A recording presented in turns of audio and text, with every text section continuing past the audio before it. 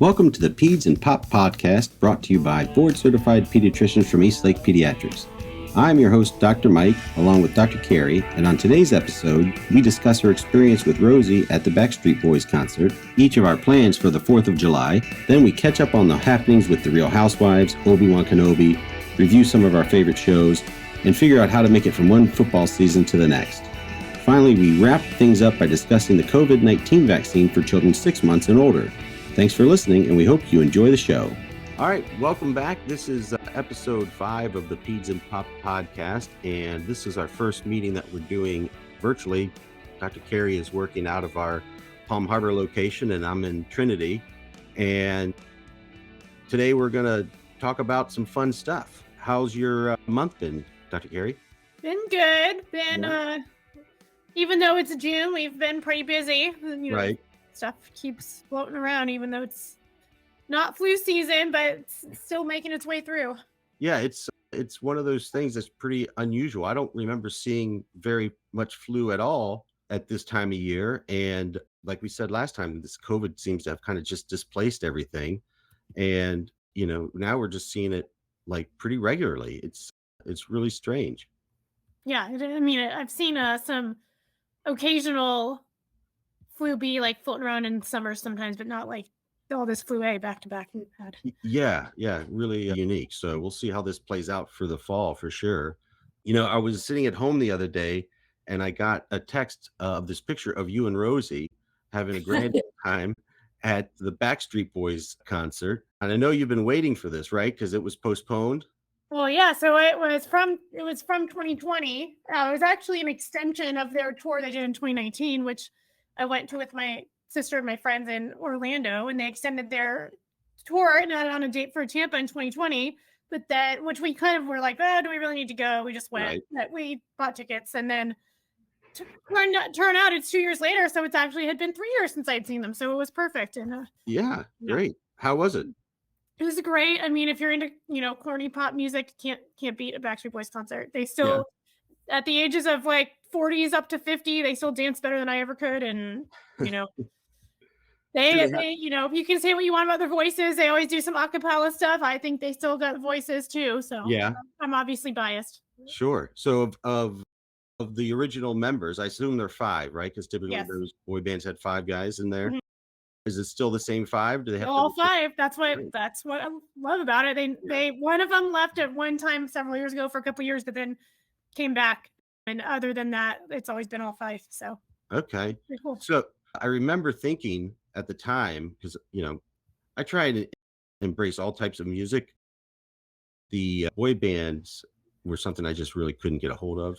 Oh, yeah, because you were probably like in college. Like college men aren't usually like I kind of grew up in the age of grunge music and all that sort of stuff, and so when that stuff wiped away all the heavy metal, the next thing that came up was Backstreet Boys, or I guess New Kids on the Block. I guess they were like the original, right? So of all these, like New Kids on the Block, Backstreet, NSYNC, what else? 98 Degrees, One Direction, right? Those are all kind of the same. One Direction, that's much later. Well, okay. That's like the same kind of genre, but that's like because they came out in the late 90s, right? One Direction? No. Backstreet Boys. Yeah, right? They were like mid to late 90s. Yeah. Right, okay. And One Direction was, I guess, what, 2010? Yeah, something like that. Something where I was already an adult. But you're like way too. Every 10 years, every 10, 15 years, we got to have more boy band resurgence or something. Yeah, that's funny. Speaking of One Direction, I was watching this video of James Corden, the guy from the Late Show. That's like the karaoke guy, right? He does carpool karaoke, or no, he does something like that, right? Anyways, he gets Harry Styles to come with him, and I'm not sure how staged it was, but it was pretty funny. He's walking around I think it was New York, knocking on doors, trying to get people to use their apartment for a Harry Styles video. That's awesome. And so he's wandering around, and he gets in there. Finally, he happens upon this apartment with 4 girls who happen to be there, who happen to be Harry Styles fans, and hilarity ensues. That was pretty. Awesome. It was pretty funny because that's what I was going to say. Some of the boy bands have been more talented than others. One Direction actually had some talented people. Like that can stand on their own. Not all. Right. And am I right? That's Harry Styles was in that Yeah. one? Okay. Yeah. So I do also have a little bit of street cred with my daughters because I went to the Rock and Roll Hall of Fame concert when the Cure were inducted. Like you And went to Cleveland? it was actually in Brooklyn, Okay. New York. It was at the Barclays Center. Uh-huh. And so Stevie Nicks was the first person inducted. And she was inducted not as Fleetwood Mac, but as Stevie Nicks. So she sang her hits from her solo career. Uh-huh. And of course, unfortunately, Tom Petty's passed away, so he wasn't there. But Harry Styles came in and did Tom Petty's part That's for cool. Stop Dragging My Heart Around. Yeah. Which was really, really exciting. And I had never seen Stevie Nicks live, but she was awesome. I mean, So now you can tell your kids you've been to yeah, Styles every chance I get. Yeah. So that's great. So anyway, so back to the Backstreet Boys. The concert was pretty phenomenal. How did it compare to Tampa or Orlando a few years ago? I don't know. They're both fun. Yeah. I mean, I don't know that one was better than the other. They're pretty equal. All right. So that was good. And Rosie went with you? Rosie went because my sister was unable to go this time. So we had to sub somebody in, and Rosie had a good time. Rosie can dance. Nice. Yeah.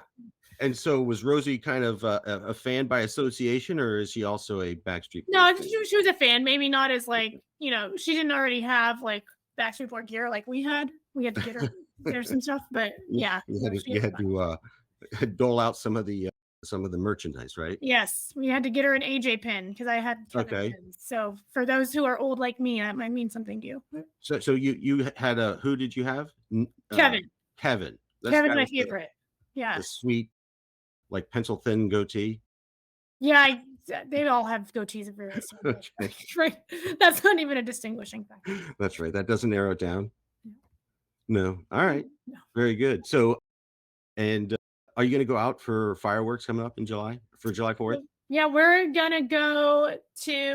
leaving on Saturday. We're going to Ohio for the next week because we both have some family from there. So we will be up there for that week. And so on the 4th of July, we'll be in Cincinnati, and there's a suburb of Cincinnati called Blue Ash where my husband's grandparents used to live, and he went there every summer, and they do a big, huge concert and fireworks, and it's free. And they this year they're having Gavin DeGraw, so it's like a real concert, wow. So we're going to do that and let the kids run around and see the fireworks and hope it's not as hot as Florida outside. Yeah, I hope so. I mean, I can't imagine it gets hotter anywhere else. Although when I was in DC for med school, we would go down to the mall for 4th of July. Oh, yeah.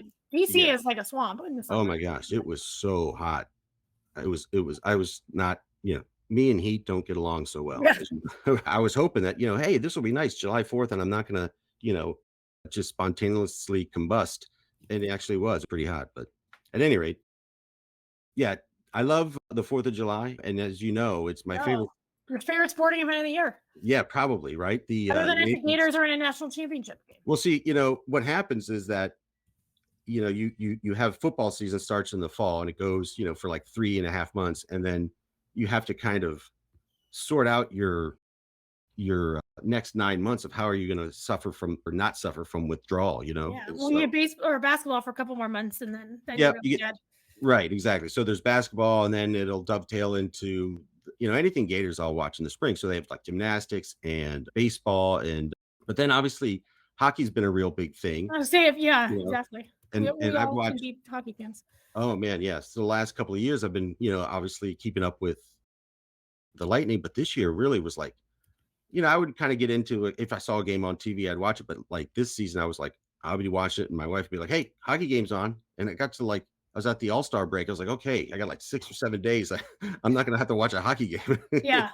But it was, but otherwise, yeah, that was fantastic because that goes like October to just last. They have a long season. Yeah, and that bought me some time. And then as I was getting to it, the hot dog eating contest starts right in July, and then next thing you know, it's media days for SEC, and then then it's this fall camp starts, and next thing you know, it's Labor Day, and things are humming, and productivity is suffering.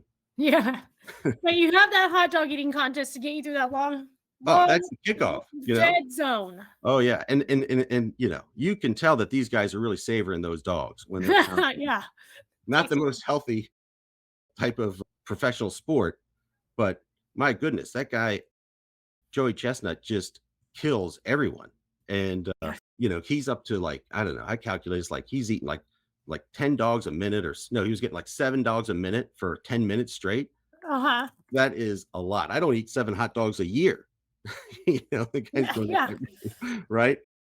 And I think what's funny, I mean, that part is kind of a spectacle, but the actual best part of the whole contest is they have this guy, his name is George, and he's like the carnival barker, and he's the one that introduces everybody and walks everybody up. I was gonna say, that announcer guy. Oh, he is awesome. And he really takes time to write these specific introductions and coming up with the things. And he's talking about this guy's had 66 hard-boiled eggs in 5 minutes and 9 pounds of birthday cake in 10 minutes. Yeah. And, it's just so ridiculous. Yeah. But at noon on whatever, July 4th, I will be watching ESPN because I love watching that. It makes me laugh. It's part of our tradition. So that'll be fun. And fireworks, like I said, I'm just fine watching, like, I like to watch the Capitol 4th just in DC. Kids are old enough now where they're like, whatever, we're not going to go see fireworks. But I think, so I'll usually do that if we don't go out. But sometimes if someone has a boat, they'll take us out on it. We'll see them. But if anybody ever wants good fireworks that aren't expensive, the Threshers in Clearwater, the minor league, they do excellent fireworks, and they don't do them on July 4th usually because the cities do their own, but right, usually the night, and like this year they're doing July 2nd and 3rd. Usually they do it at least July 3rd. Oh yeah, fireworks. And so a lot of years that's what we do, and skip the crowds on Main July 4th and go there, and they do super great fireworks at that stadium.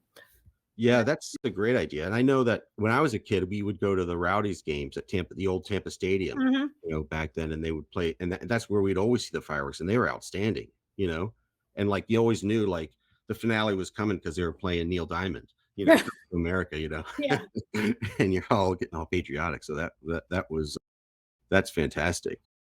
So that's good. So, make sure you're safe out there. And obviously fireworks are dangerous for kids. So parents, if you guys get any fireworks, just make sure you're supervising for sure. No illegal or bootleg fireworks in your backyard. Yeah. Doctors don't recommend that. No. And it's always very busy in the emergency room with fireworks and people doing fireworky stuff, and not quite thinking things through. So make sure you guys are very safe this holiday season. So I guess, I don't know, anything riveting happening with the Real Housewives? I know my other hobby. Yeah. Your other hobby. Yeah. You and I think, what'd you say? Rosie and Lee are both into that. Yeah. Yeah. We are not they just dropped the first 3 episodes of season 2 of Real Housewives Ultimate Girls Trip on Peacock, NBC Peacock app. So wow. After the first season of that, they took like 7 Real Housewives from different seasons and sent them off to an island resort for a week. This second season is all ex-housewives. So some interesting personalities. Wow. Brian said it's like Big Brother for Real Housewives because they're all just like trapped in a house and fighting about dumb stuff. So if you're into that, isn't that just the whole premise of every show? Well, I guess they don't live. Real shows, they usually travel, they have their jobs, they have their families, but this is like just the ladies like on an extended 1-week trip, and they just film them. But they're kind of, because it was COVID, they're like trapped basically in a giant house.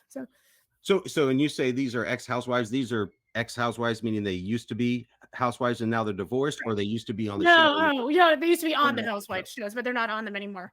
Okay. Yeah, half the Real Housewives aren't even married anymore. That's not even a requirement. So some of them were never married; they were single. But the ones on this season are ones that were former cast members of the Real Housewives. Oh, I see. Gotcha. And like, are they just not on the show for is it like various reasons? Some of them left because of for their own reasons. Others got fired or whatever.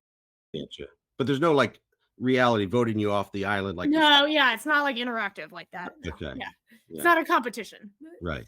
All right. And so do you like the shows better, or these like spin-off things that they have, or are they all entertaining? I like it. I mean, I like most all of it. Yeah. I think these are fun because this one's fun because it's some people you haven't seen on TV in quite a while. Right. And they're back, and there's some interesting mixes of people that, would obviously butt heads. So seeing that come to life is cool. Right. That's nice. I was wondering, do you get into like the what's it called, The Bachelor? Is that something you watch? I watched one season of The Bachelorette and one season of The Bachelor probably in like 2012 or 13. So I never really got much into that. No, I It got you. was kind of like, this is going to sound stupid from somebody who watches Real Housewives, but I was Right. going to say it was kind of like corny and stupid. So there's a certain It's too big. Okay, no. corny and stupid threshold that Real Housewives, yes, okay, but the but the corny and stupid threshold of the Bachelor or Bachelorette, that's it. You draw the line. Yeah, man. No. We cannot turn our brains into any more mush. Well, it's really probably my brain was already enough mush from the Real Housewives, and I just couldn't fit in. There's so much. There's only so much corn and syrup and stupidness that you can. Yes, I gotta leave room for my physician brain cells. I can't throw them out. That's right. Awesome. Well, I can relate to that, because I don't watch. I mean, I've seen The Bachelor and The Bachelorette, but I don't watch that regularly. I mean, I think I watched the first season of The Bachelor back when it happened, and a couple maybe after that. But generally, I will watch, especially now with Disney Plus. I'll watch like all these Star Wars shows, and so. And I'm trying to, I can't imagine that there's anyone interested in hearing me talk about Star Wars, but Obi-Wan Kenobi. Somebody might be, but it might not be the people listening to this podcast. Yeah, exactly. So anyways, I really love that series. I know some people were kind of, I don't know. It's you get these shows and no one, it doesn't do exactly what you want it to do, and people have to complain. They just can't enjoy the stories, And so I kind of, you look at it where Star Wars, if you know anything about it, the beginning of this story, the end of it, and you're trying to fit a story in the middle of it that's compelling.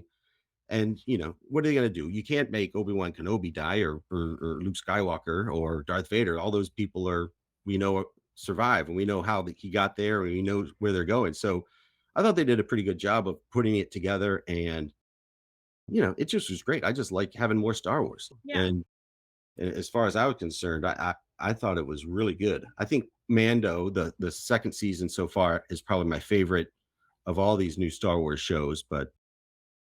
And then I was thinking, what are shows that are like on television right now that haven't like completed their run that are really good? And I was thinking, for me, I think Mando would be my favorite, and then Yellowstone. Have you ever seen Yellowstone? I haven't. I've seen commercials that I've heard it's good. I've heard. Oh, it's so good. They have radio shows I listen to that people on there like it. Yeah, it is great. So of the non-Star Wars shows, I think that would probably be my favorite. And we mentioned Better Call Saul. That one's wrapping up. That one's great. And then they had this spin-off called 1893, which was on, I think, Paramount Plus, which was done by the same guys who did Yellowstone.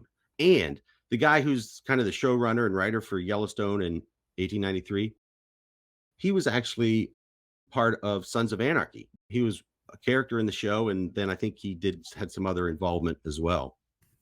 Did you ever watch that?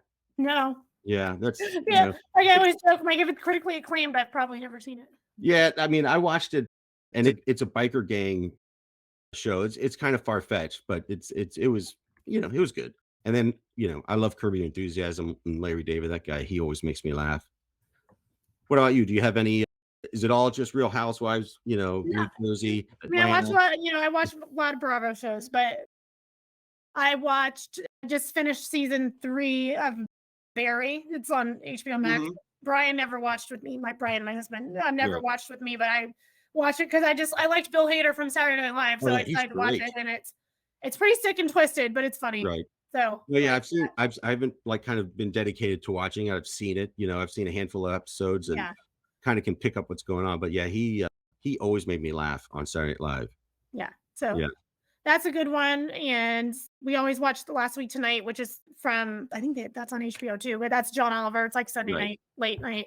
So we like that. And we watch Saturday Night Live every week, which that's obviously in their summer break. But, some, I guess we like watch, kind of current event-y stuff too. Sure.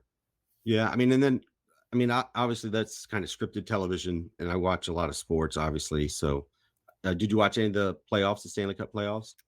Yes, I did. I'm one of those fans that starts watching hockey if the Bolts get in the playoffs, and starts watching baseball if the Rays get in the playoffs. So there's too many games in hockey and baseball for me to keep up with all of them. Yeah, there's a totally playoffs. I'm there. Yeah, there's a totally different level of the feeling and the atmosphere of the games when it's a playoff game versus Yeah. when it's game 68, you Right.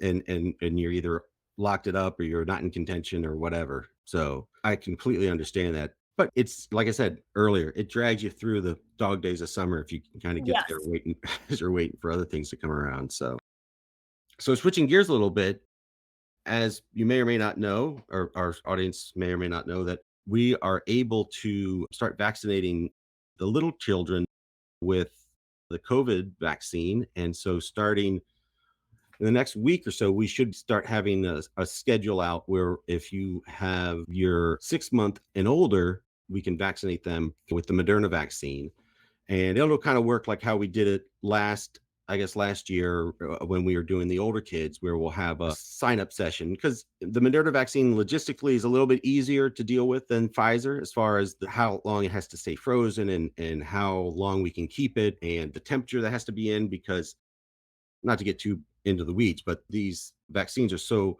volatile that the change in temperature can cause issues. And that was some of the reasons why it was a little bit of a challenge for us as pediatricians to get the vaccines out, because Right. we don't typically have these refrigerators that had these requirements. But luckily, as they gathered new information, it became easier for us to manage and store the vaccines in a way that was within the guidelines that are pretty strict. So the Moderna just gives us a little more flexibility with that. And currently it's only 2 doses for kids. So just like the adults, initially you would do a 2-dose series. However, I think there is some anticipation that at some point that Moderna series will evolve into a 3-dose series once we have some more information about the vaccine.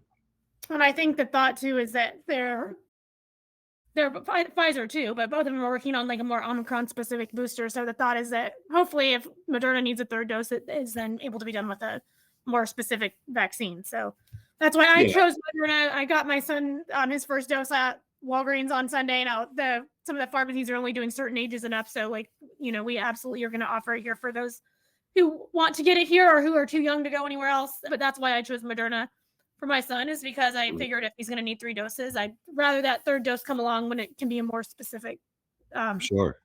to the more specific to the strains we've had evolving. So Right. I'm And that's glad we're going to be offering that for our patients. for sure. And I think that, obviously the vaccines that we're giving are based off of the alpha strain. And so they are showing that with 2 doses of that and then a booster, that you get really good coverage against what we're worried about, right? So COVID, we're worried about people having to go to the hospital and like overwhelming the health system and being very sick. And then also, obviously, we're worried about deaths. We don't want anyone dying, and would like to prevent that from this if we can, obviously, especially when we have something that will prevent it. And so I think there's a lot of questions that parents will have about the vaccine. And, is it necessary, for instance, for something that seems to be pretty benign in kids?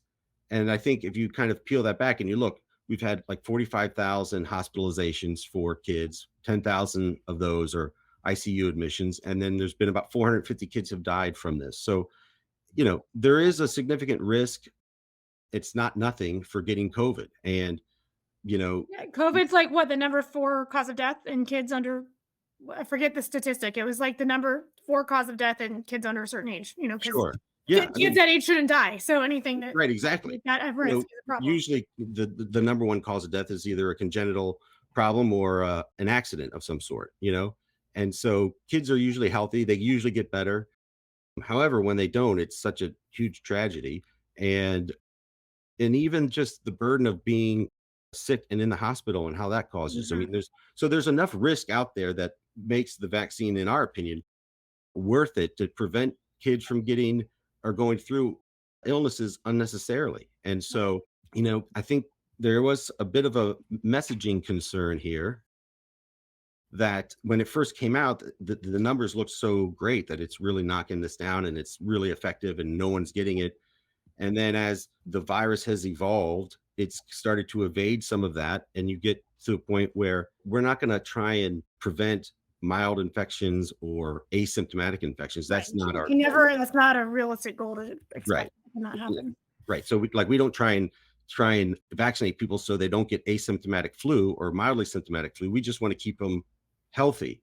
And so, that's something that you'll see. And when you get a booster vaccine and are your kids going to need boosters, we'll see, especially if it's Omicron specific, that would be more helpful. But the good thing about these viruses, as it's starting to evolve and become different and difficult to be protected against, is becoming less and less dangerous.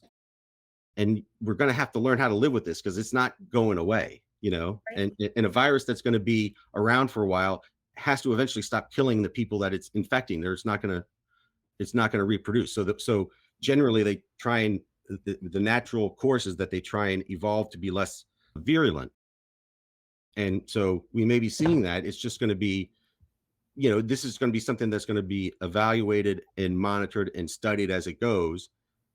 The point is, right now we have this illness and we can protect kids from getting seriously ill. And that's our goal, is to make sure we do everything in our power to keep them healthy and always do no harm. That's the first thing we want to do. So we have to make sure that this vaccine is exceedingly safe, because you're giving it to a population of people, for the most part, may not have significant problems with it, And so I think that they've been able to demonstrate with the billions of doses that have been used that Right. this is really a vaccine that's been well studied, and there's really a low risk of, Dr. Offitz is an infectious disease physician, Yeah. and he makes a very good point. There's no risk-free choice, right? Your risk to not get vaccinated is a risk to get COVID.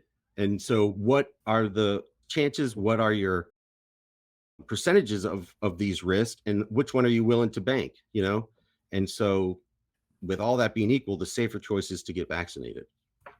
Yep, I'm with you there. And even some of our pediatric patients, they might have had a minimal case of COVID, but we've seen some really weird post-COVID stuff, long COVID stuff. Again, not in everyone, but in enough people that I wouldn't want my kid to go through that. So anything we can do to, even if it doesn't prevent 100% of cases, anything you can do to help is worth it. Right. As long as we know it's safe. And I think there's a reason we've spent this long studying the doses for the littlest kids, because like you said, we want to make sure that everything's safe before we give them to our babies. But I think that I can feel confident that it is. So yeah, I think that's true. I there's a lot of misinformation around, unfortunately, and there's a lot of people that will say things just to get attention, and it's not necessarily true. So we always encourage our families, and we figure the people who are listening to this, and if there are patients, that they trust us, and it's our job to make sure that we know this information. And you want to make sure you're getting data from reliable sources. And as always, we're there to help people and help them make decisions that's best for their families.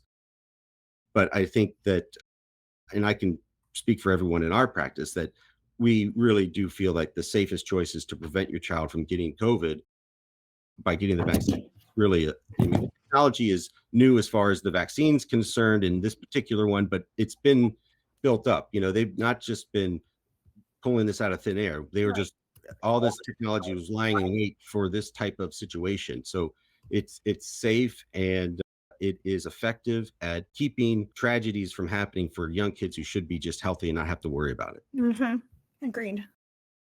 Let's see. Do you have anything else that's worth mentioning as far as, circulation and things like that? I know we talked about the flu and all of these other kind of viral stuff, just, typical URI stuff.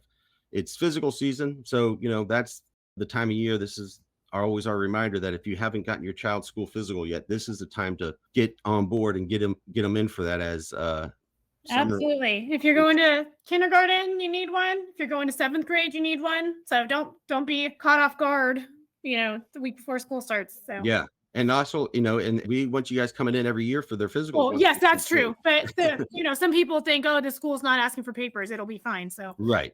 They're going to ask you for papers, and so Mhm. even if you're thinking, oh, I can wait. Yeah, for kindergarten and the 7th graders, definitely. And then obviously Yes, absolutely, we want to see you every year. Make sure you're growing and healthy, and that we're all on the right track. Yeah, preventative medicine is one of our most important jobs, is to make sure that we're seeing the kids on a regular basis, make sure they're growing appropriately and they're developing appropriately, and that parents' questions are answered. And most of the time, everything is fine. But and what we are trained to do is make sure that we find those outliers and make sure that we get them into either what maybe they need glasses or they need to get their hearing evaluated, or they have other issues that are picked up at these yearly visits that we can help you with, so small problems don't turn into big problems as they get older. So at any rate, we're here for you guys. We enjoy having you as our patients and as part of our practice, and we hope you enjoy our podcast. We will be back again next month, but until then, stay healthy and have a great summer. Have a good day, everybody. Thank you for listening to the Peds and Pop Podcast from East Lake Pediatrics, featuring Dr. Mike and Dr. Cary. This podcast is for general information purposes only and is not intended for treatment purposes or to promote any products, treatment, or services. This podcast is not a substitute or replacement for and should not be construed as professional or medical advice. In no way does listening to this podcast or reading, emailing, or interacting on social media with our content establish a patient-physician relationship. You should note that the podcast and social media are not private forums, and any exchanges and information posted, shared, and/or discussed will be available to the public.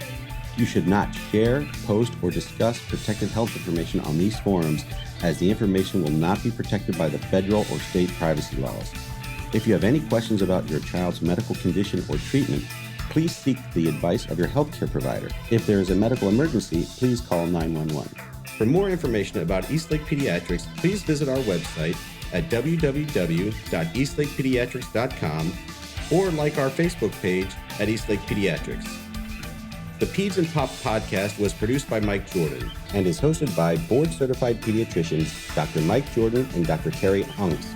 The music used in this episode was also produced, written, and performed by Mike Jordan.